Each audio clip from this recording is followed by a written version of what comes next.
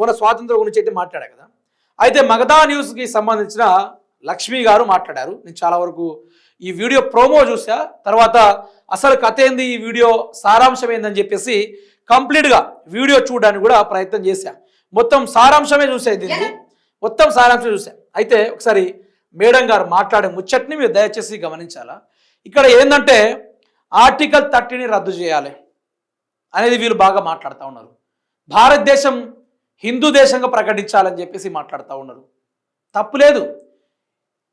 ఈ భారతదేశంలో హిందువుల సంఖ్య ఎక్కువ ఉంది, హిందువులే ఎక్కువ ఉన్నారు.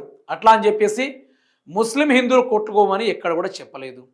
క్రిస్టియన్స్, ముస్లిమ్స్, హిందూస్ ముగ్గురు కలిసి కొట్లాడుకోవాలని చెప్పేసి ఎక్కడ చెప్పలేదు. ఈరోజు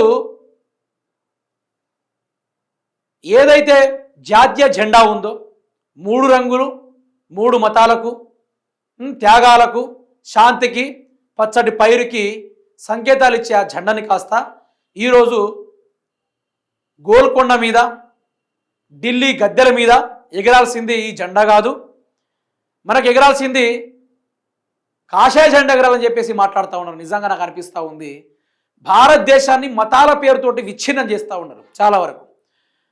అయితే లక్ష్మి గారు చాలా మంచి సబ్జెక్ట్ మాట్లాడారు, నాకు బాగా నచ్చింది. ఆవిడ గారు మాట్లాడింది కాశ్మీర్ గురించి కావచ్చు, ఆర్టికల్ 30 గురించి కావచ్చు, ఆవిడ గారు మాట్లాడింది నాకు చాలా మంచిగా అనిపించింది. అవసరమైతే మగధా న్యూస్లోకి వెళ్ళి కూడా మీరు ఆ లాంగ్ వీడియో చూడొచ్చు, 29 నిమిషాలు ఎంతో ఉంటుంది. చాలా చక్కగా మాట్లాడారు. విభజన గురించి, పాకిస్తాన్ గురించి మాట్లాడారు. నరేంద్ర మోడీ లాస్ట్కి సపోర్ట్ చేశారు, నాకు ఆడనే నచ్చలేదు. అయితే ఒకసారి మీరే వినండి, ఆ వీడియోని కొసదాకా చూడండి. ఈ వీడియోని మాత్రం దయచేసి స్కిప్ చేయకండి. బీజేపీ పార్టీ ఎట్లాంటిదో దీంట్లో వివరించబోతున్నా. ఎట్టి పరిస్థితుల్లో మీరు ఈ వీడియోని స్కిప్ చేయకండి దయచేసి. అవసరమైతే 10 మందికి షేర్ చేయండి ప్లీజ్, దయచేసి షేర్ చేయండి. ఇక్కడ నాకు వ్యూస్ రావాలనే ప్రయత్నం చేస్తున్నాను. రియాలిటీ అనేది ప్రజలకు తెలియాలి. బీజేపీ అనగానే పూజకు కూడా పనికిరాని పార్టీ అని చెప్పేసి కేటీఆర్ గారు మాట్లాడడం కూడా జరిగింది. మరి ఇది పూజకు పనికిరాని పార్టీ లేకుంటే పూజల మధ్యలో విభేదాలు రెక్కెత్తించి గొడవలకు దారితీసే పార్టీని అనేది మనం చూద్దాం. ఒకసారి మగధా న్యూస్కి సంబంధించిన CEO గారు మన మేడం లక్ష్మి గారు మాట్లాడతారు, విందాం ఒకసారి. 80 వసంతాల స్వతంత్ర భారతానికి Magadha news Panchasutra demands. 5 demands. Number 1, article 370 మాదిరిగా ఆర్టికల్ 30 రద్దు చేయాలి. నెంబర్ 2, సెక్యులర్ అన్న పదాన్ని చేర్పేసి భారతదేశాన్ని హిందూ రాజ్యంగా ప్రకటించాలి. నెంబర్ 3, దేవాలయాలకు స్వయం ప్రతిపత్తి కల్పించాలి. నెంబర్ 4, కాంగ్రెస్ జెండా రూపంలో ఉన్న జాతీయ జెండాను దేశ జెండాగా రద్దు చేయాలి. నెంబర్ 5, స్వస్తి ఓంకారాలతో హిందూ భారత కాషాయ రంగు జెండా ఎర్రకోట మీద ఎగరాలి. అప్పుడే భారతదేశానికి నిజమైన స్వాతంత్రం వచ్చిందని మగధా న్యూస్ భావిస్తుంది, మగధా న్యూస్ విశ్వసిస్తుంది. నమస్తే, నేను ఎస్ఎస్ లక్ష్మి. స్వాతంత్రోద్యమంలో అమరులైన వారి త్యాగాల ఫలితంగా స్వేచ్ఛావాయువులు పీల్చుకుంటూ కుల మతాలకు అతీతంగా భారతదేశం మీద మాత్రమే ప్రేమతో ఆగస్టు 15 వేడుకలు జరుపుకుంటున్న అసలు సిసలైన భారతీయులందరికీ మగధా న్యూస్ అందిస్తోంది 80వ స్వాతంత్ర దినోత్సవ శుభాకాంక్షలు.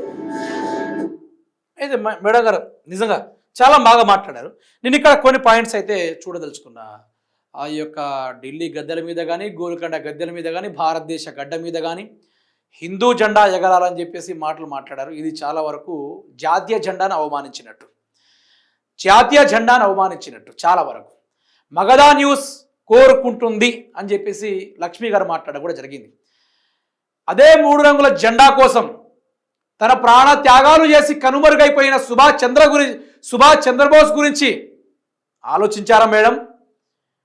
అదే జెండా గురించి సెల్యూట్ చేద్దామనే ఆప్షన్ కూడా ఇవ్వకుండా ఊరి కంబాలు ఎక్కించి ఊరి తీసిన భగత్ సింగ్ గురించి మీకు తెలుసా మేడం? ఎందరో మంది మతాల మధ్య చిచ్చులు పెడుతున్నారని చెప్పేసి ఎందరో మంది ముస్లిం సోదరులు స్వాతంత్ర ఉద్యమంలో కనుమరుగై వాళ్ళ పేర్లు కూడా ఈరోజు పుస్తకాల్లో రానియకుండా చేసిన చరిత్ర గురించి మీకు తెలుసా మేడం? ఎందరో మంది క్రిస్టియన్స్ కావచ్చు, హిందువులు కావచ్చు, ముస్లిమ్స్ కావచ్చు, ఎందరో మంది భారతదేశానికి అతీతంగా కొట్లాడి స్వాతంత్రాన్ని తెచ్చుకోవాలని చెప్పేసి ప్రాణాలు సైతం లెక్క చేయకుండా గుండాలో తూటాలు దింపుకొని మరణించి అంధకారంలో కలిసిపోయిన చరిత్ర గురించి ఏమైనా మాట్లాడారా మేడం? ఈరోజు హిందూ సామ్రాజ్ కావాలని చెప్పేసి నరేంద్ర మోడీ మాటలు మాట్లాడుతున్నారు ఏంది మేడం? ఈరోజు చెప్పాలి, ఏమని చెప్పాలి తెలుసా? రామాయణాన్ని చూసి నేర్చుకోండి జీవనాన్ని ఏ విధంగా సాగించానో, కురుక్షేత్ర యుద్ధాన్ని చూసి మహాభారతాన్ని చూసి నేర్చుకోండి ఈరోజు ధర్మ వైపు ఎలా నిలబడాలనో, భగవద్గీతను చదివి తెలుసుకోండి ఈరోజు ఒక మానవుడు పర మతముతోటి కానీ పర మనిషితోటి కానీ ఏ విధంగా మెదగాలనో అని చెప్పేసి శ్లోకాలు నేర్చుకోండి, ఇతిహాసాలు నేర్చుకోండి. ఇవన్నీ నేర్చుకోవాలని చెప్పాల్సి ఉంది. పోయి ఇదే ఉందా అంటే కాషాయం జెండా ఎగిరితే హిందూతత్వం అయిపోద్దా? ఇదేనా మేడం మాట్లాడేది? ఈరోజు రాష్ట్ర డీజీపీ గారు ఎటుపోయిర్రు? రాష్ట్ర సైబర్ పోలీసు వాళ్ళు ఎటుపోయిర్రు? రేవంత్ రెడ్డి గురించి మాట్లాడితే అరెస్ట్ చేస్తారు, కానీ జాతీయ జెండాను అవమానించేట్టుగా మాట్లాడుతూ ఉంటే ఈరోజు ఎందుకని యాక్షన్ తీసుకోవట్లేదు సార్? ఎందుకు యాక్షన్ తీసుకోవడం లేదు? ఆర్టికల్ 30 రద్దు చేయాలి. ముస్లింలకు కానీ క్రిస్టియన్స్ కానీ ఉన్న హక్కులపైన భంగం కలిగించాలని చెప్పేసి మాట్లాడుతూ ఉంటే ఇది మత విద్వేషాలు రెచ్చగొట్టే కార్యక్రమాలు కాదా? ఇది మీ కళ్ళకు కనిపించడం లేదా? మీ సోషల్ మీడియాకి రావడం లేదా అని చెప్పి అడుగుతా ఉన్నాం. బీజేపీ వాళ్ళు ఎంత గొప్ప వాళ్ళు అంటే గోమాత అంటారు. మరి ఆ గోమాతని జాతీయ జంతువుకు ప్రకటించవచ్చు కదా, ప్రకటించరు. యోగి ఆదిత్యనాథ్ గారు ఉత్తరప్రదేశ్లో ఉండి ఈరోజు గోమాత హమారా గోమాతకు కైసా బనాయింగే హమ్ జాతీయ జంతువు బోల్కే బోల్తామనే. మరి ఉత్తరప్రదేశ్ కదా, భారతదేశంలో కాదు ప్రపంచ దేశాల్లో #1 ఎక్స్పోర్టింగ్ బీఫ్ ఎక్స్పోర్టింగ్ ఏదైనా ఉందా అంటే ఉత్తరప్రదేశ్ యోగి ఆదిత్యనాథ్ గారికి సంబంధించినది రాష్ట్రమే. కానీ వాళ్ళు అట్లా చేయరు. ఏం లేదబ్బా, Narendra Modi giving the full courage to them. చేయండి, దేశాన్ని విచ్చలవిడి చేయండి అని చెప్పేసి మాట్లాడుతూ ఉన్నారు. ఇప్పుడు వీళ్ళకే గనక అంటే వీళ్ళకు జాతీయ జెండా అంటే లెక్కలేదు. మన నరేంద్ర మోడీ గారు మాట్లాడుతూ ఇక్కడ జాతీయ జెండా 3 కలర్లు ఇక్కడ వేసుకొని ఏదో కోటు మీద బ్లేజర్ మీద వేసుకొని మాట్లాడుతూ ఉన్నాడు. నాకు చాలా ఇది అనిపించింది. ఇక అమిత్ షా గారు అయితే స్వస్తిక్ గుర్తు ఏదైతే ఉంటుందో ఆ స్వస్తిక్ గుర్తు మీద నిలబడి ఆయన మైక్ మీద ప్రసంగాలు ఇస్తూ ఉన్నాడు. ఇక్కడ హిందూ ధర్మాన్ని కించపరిచినట్టు కాదా? స్వస్తిక్ అంటే ప్రతి ఇంట్లో కావచ్చు, ప్రతి ఒక్క గల్బంలో కావచ్చు, ఇంట్లో ఒక హిందువులు పూజించినట్టుగా పెట్టుకుంటారు. ఆ స్వస్తిక్ గుర్తు మీద ఈరోజు అమిత్ షా నిలబడి ప్రసంగాలు చేస్తూ ఉంటే హిందువుల మానవభావాలు దెబ్బతినవు. అప్పుడు ఈ మేడం గారు మాట్లాడరు. కానీ మనకు జాతీయ జెండా బదులు ఏం జెండా వస్తుందట? కాషాయ జెండా. అందులో ఓమని ఉండాలి, లేకుంటే స్వస్తిక్ గుర్తని ఉండాలట. సలబడతారు అప్పుడందరూ.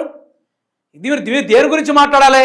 వికాస్ హమారా వికాస్ హమ్ స్పేస్ టెక్నాలజీ से रोड बनाया है हम सब कुछ कर रहा है అనుకుంటూ వచ్చి ఈరోజు నిరుద్యోగులకు ఉపాధి కల్పించలేని దరిద్రమైన ప్రభుత్వం బీజేపీ.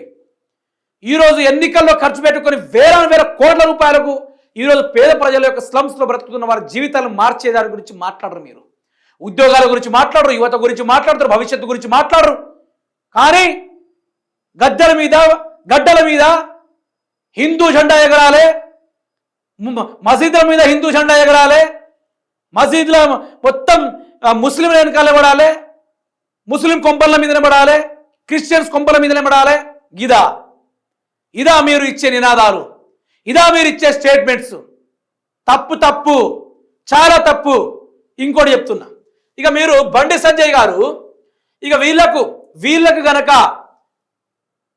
అధికారాలు ఇస్తే జాతీయ జెండా అని సైతం కూడా లెక్క చేయరు. మీరు చూడండి జాతీయ జెండా అనుకున్నాడా, ఖర్చు అనుకున్నాడా?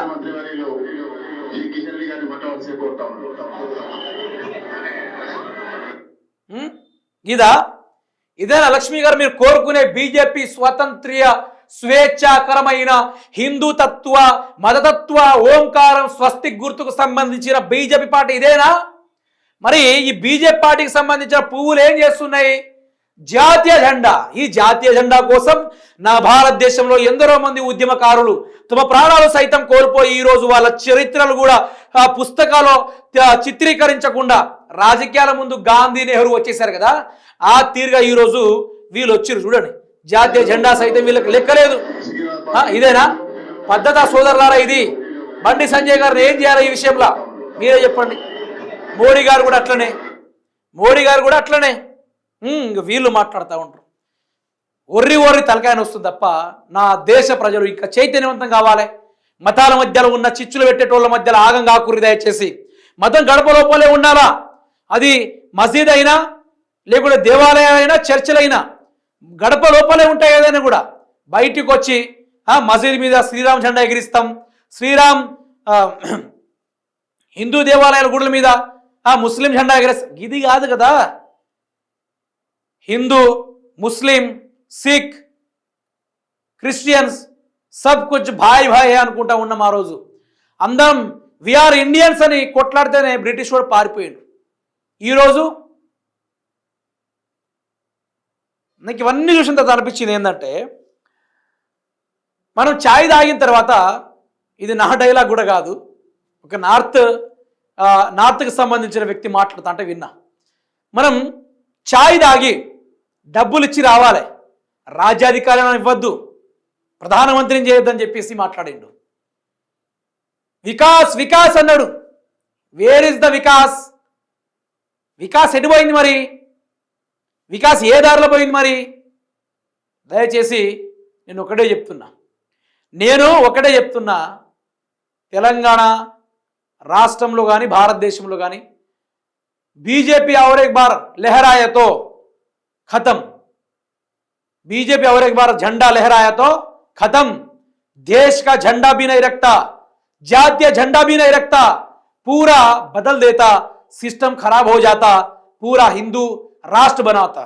इसलिए एक सिविलाइजेशन होता इधर, సివిల్ వార్ होता इधर. వన్స్ సివిల్ వార్ అయితే ఎమర్జెన్సీ పరిపాలన ఏ విధంగా ఏదో ఇందిరాగాంధీ పరిపాలన, అది మాత్రం జరిగేది తథ్యం. ఈ వీడియో చివరి దాకా చూసిన ప్రతి ఒక్కరికి కృతజ్ఞతలు. అదేవిధంగా ఈ వీడియోని 10 మందికి షేర్ చేయండి.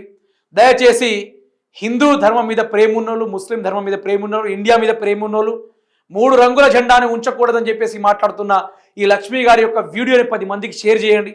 ఇట్లాంటి వాళ్ళని గురించి జర మైండ్లో పెట్టి ఆలోచించండి.